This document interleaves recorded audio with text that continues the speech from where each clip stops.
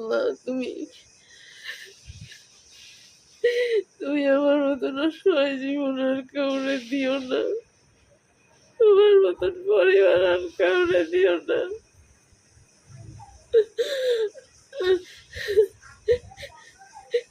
এই রমজানে আমারে যারা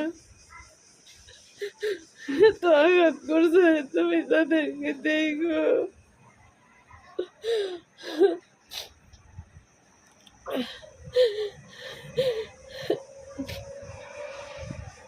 মানুষে একা দিও, এমন পরিবার কাউরে দিও না, এমন আপনজন কাউরে দিও না।